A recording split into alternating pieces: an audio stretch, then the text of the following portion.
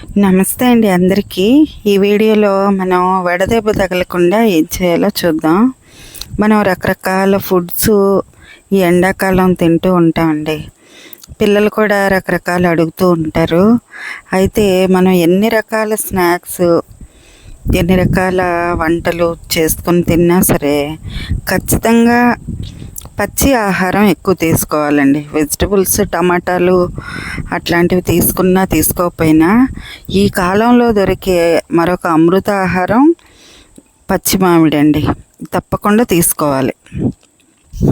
పచ్చి మామిడికాయలో ఉన్న ఆ విటమిన్స్, మినరల్స్ మనని డీహైడ్రేషన్కి గురి కాకుండా కాపాడుతాయి అన్నమాట. అందువల్ల మనం అలా అంటు మామిడి అట్లాంటివి అయితే చక్కగా అంటు మామిడి, తర్వాత కొబ్బరి మామిడి ఇట్లాంటివి తినేయచ్చు. కొన్ని రకాలు ఉప్పు కారంతో తినచ్చు.